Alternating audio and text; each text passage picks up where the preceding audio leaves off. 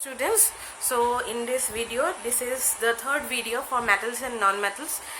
In the previous two videos, we have already learned about metals, their chemical properties. So, and I think in the previous video, I have discussed little bit about the physical properties of non-metals too. So, in this video, we will be learning about the chemical properties of non-metals. Students of class 8, please go to page number 63 in your book. It will be helpful if you open your book and please take a pencil also to underline the important points while we go through. Right? Let's start. Chemical properties of non-metals. Non-metal react with oxygen but do not react with water or dilute acids. First line, very important. You should always know that non-metals react with oxygen. Non-metal oxygen or logot reaction kore. Kintu hiate kihor logot reaction no kore. Water ba dilute acid or logot non-metal ketiao reaction no kore. You have to remember that. Let us see how the reaction with oxygen goes on. Non-metals react with oxygen to form non-metallic oxides. আচ্ছা, non-metal plus oxygen যেতিয়া হয় তেতিয়া হলে কি byproduct ওলাই হেতুক কয় non-metallic oxide বুলি কয় যেনেকে কার্বন এটা non-metal অক্সিজেনৰ লগত ৰিয়েক্ট কৰিলে কি হয় কার্বন ডাই অক্সাইড হয় হেতু এটা non-metallic oxide similarly সালফার যদি অক্সিজেনৰ লগত ৰিয়েক্ট কৰে তেতিয়া কি হয় সালফাৰ ডাই অক্সাইড প্ৰডিউস কৰে আচ্ছা সালফাৰে অক্সিজেনৰ লগত ৰিয়েক্ট কৰিলে এটা ব্লু কালাৰ ফ্লেম হিসাবে ওলাই আৰু হেতু সালফাৰ ডাই অক্সাইড ফৰ্ম কৰে আৰু হেতু এটা পাঞ্জেন্ট odor দিয়ে মানে নাকত ধৰি যোৱা এটা গুণ দিয়ে ঠিক আছে oxides are most commonly found compounds hence oxygen is the most abundant of all non-metals within the earth's crust the second most abundant non-metal found within the earth crust is silicon phosphorus and sulfur are also found in large quantities below the earth's surface eto koday monot rakhiba je phosphorus aru sulfur large quantity bohu porimane pai kot earth crust ot poa jay mane earth or surface or tolot ঠিক আছে some important non-metals and their uses এতে আমি uses কিছুমান পঢ়িম সিলিকনৰ use পঢ়িম প্ৰথমে সোৱা it is not found as a free element in nature silicon সদায় কি হবার লগত combined state ত পোৱা যায় কেতিয়াও free state ত পোৱা না যায় it is mostly found as sand sandত কেনেকে থাকে silicon to SiO2 silicon dioxide or হিচাপে থাকে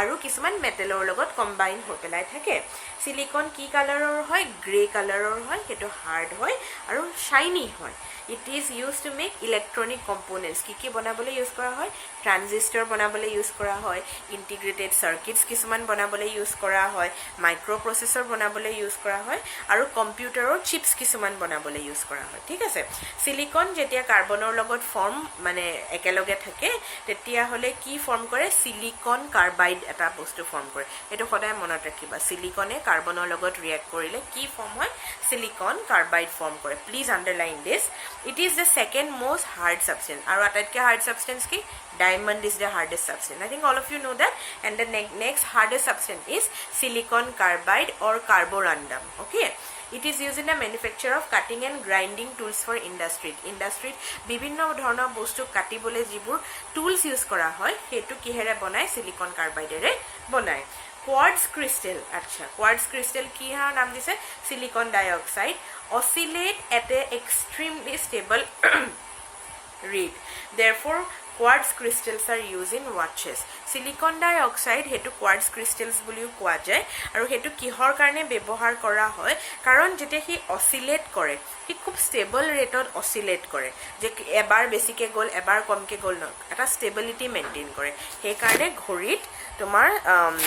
quartz crystals bonaote hodai silicon dioxide to bebohar kora hoy okay let us go to the next page silicon dioxide is used in making glass and cement I think all of you understood this it is also used in making waterproof cloth and insulation materials jibur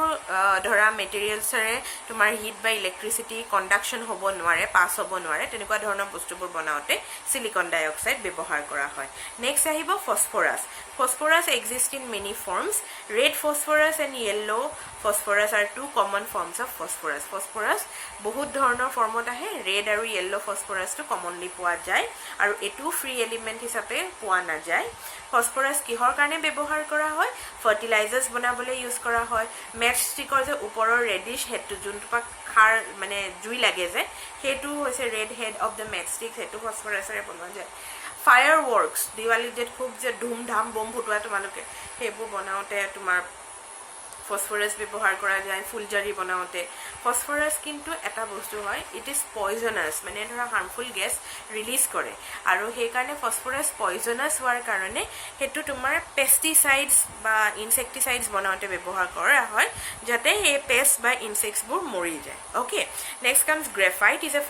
form of carbon it is soft and slippery and it is used as a lubricant in powder form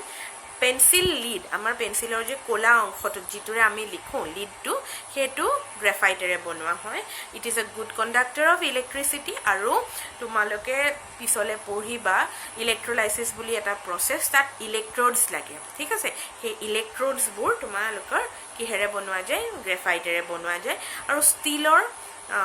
মানে ধৰা ম্যানুফ্যাকচাৰটো graphite বহুত পৰিমাণে ব্যৱহাৰ কৰা হয় next কাম sulphur exists in the earth crust either as a pure sulfur or as a metal sulfide sulfur is a yellow crystalline solid it is found as hydrogen sulfide gas আচ্ছা সালফাৰটো তোমাৰ এটা yellow crystalline মানে ধৰা হিলৰ নিচিনা যিবো বস্তু হৈ থাকে এটা ক্ৰিষ্টেলিন ফৰ্ম বুলি কয় সালফাৰ এটা yellow crystalline ফৰ্ম তোমালোকে বুকত চাব পাৰা এটা সালফাৰৰ সপৰা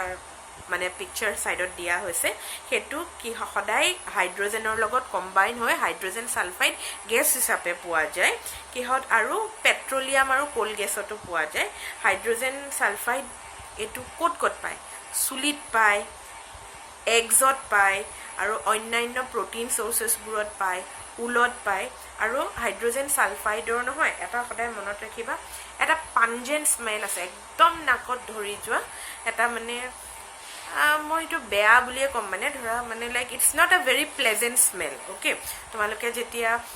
ফিউচাৰত ধৰা কলেজত পঢ়িবলৈ সৰিবলৈ গলে যেতিয়া তোমালোকে ল্যাব কেমিষ্ট্ৰি ল্যাবক আখেদি পাৰ হবা হাইড্ৰোজেন সালফাইড গেছৰ গুণ দূৰৰ পৰাই গম পাবা আৰু বহুত বেয়া গোন্ধায় সিৰিয়াসলি Sulfur is used to make sulfuric acid. Eto monot rakhiba. Sulfuric acid is used to manufacture many compounds such as detergents, plastics, and explosives. What is it used for? You need to remember detergents, kapur dhua powder to plastics janai. Plastics মানে কি তোমালোকে জানাই আৰু explosives মানে তোমাৰ এই bomb সম হেবোৰ আৰু ব্যৱহাৰ কৰা হয় It is also used in the rubber industry to improve elasticity and strengthen or harden rubber আচ্ছা সালফাৰ টু তোমাৰ ৰাবাৰ ইন্ডাষ্ট্ৰিত কিহৰ কাৰণে ব্যৱহাৰ কৰা হয় যাতে ৰাবাৰৰ তোমাৰ actually যেটো কোৱালিটি আছে ৰাবাৰটো যাতে লিকটা হৈ না থাকে টান হৈ থাকে টান ফৰ্মত তুমি ধৰা সলিডিফাইড ফৰ্মত তুমি বনাব পাৰা আৰু হেতু টুকুৰিকে কাটিব পাৰা বা মানে মানুহে ইউজ কৰিব পৰা ফৰ্মত তুমি হাৰ্ডকে বনাব পাৰা কাৰণ ৰাবাৰৰটো বহুত ইউজ আছে হে তেনেকুৱা টুৰ কামে হেতু কাৰণে তোমাক সালফাৰটো ইউজ কৰা হয় ইলাষ্টিসিটিটো আৰু ষ্ট্ৰেংথটো ইমপ্ৰুভ কৰিবৰ কাৰণে আৰু সেই প্ৰসেছটো কি বুলি কোৱা হয় ভালকানাইজেশ্যন বুলি কোৱা হয় ঠিক আছে sulphur is used in the manufacture of fireworks agricultural pesticides artificial hair colours sulphur কিহৰ কাৰণে বনোৱা হয় ফায়াৰৱৰ্কস মানে ধৰা দিৱালীত যে আমি যে বম সম হেবু যে ফুটাও হেতু কাৰণে ব্যৱহাৰ কৰা হয় এগ্ৰিকালচাৰেল পেষ্টিসাইড হেতু তোমালোকে জানাই আৰ্টিফিশিয়াল হেয়াৰ কালাৰ্ছ মানে কি চুলিত যে মানুহে different colors of dyes লগাই various color ব্যৱহাৰ কৰা হয় তাৰ কাৰণেও সালফাৰ বনোৱা হয় আৰু এটা কথা তোমালোকে মনত ৰাখিবা যদিও হেতু ধৰা কিতাপত এনেকে দিয়া নাই যে মানুহৰ বডিত নন মেটেলছৰ কিছুমান প্ৰয়োজন থাকে তে সেই নন মেটেলছবোৰ কিহৰ কাৰণে লাগে তোমাৰ মানে প্ৰপাৰ গ্ৰোথ and ধৰা মেটাবলিক প্ৰসেসেছৰ কাৰণে মানুহৰ বডিত অকল নন মেটেলছে নহয় মেটেল নন মেটেল কিছুমান ৰেগুলেটেড এমাউন্টত প্ৰয়োজন হয় ঠিক আছে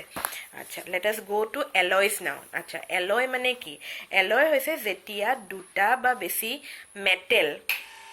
বা এটা মেটেল আৰু এটা নন মেটেল একেলগে তোমাৰ লগ ৰখোৱা যায় কম্বাইন কৰা যায় এটা স্পেচিফিক প্ৰপ'ৰ্শ্যনত তেতিয়া আমি এটা এলয় ফৰ্ম কৰিব পাৰোঁ C N alloy is obtained by mixing two or more metals or a metal and a non-metal for example brass কিহৰ এলয় brass এলয় হয় কপাৰ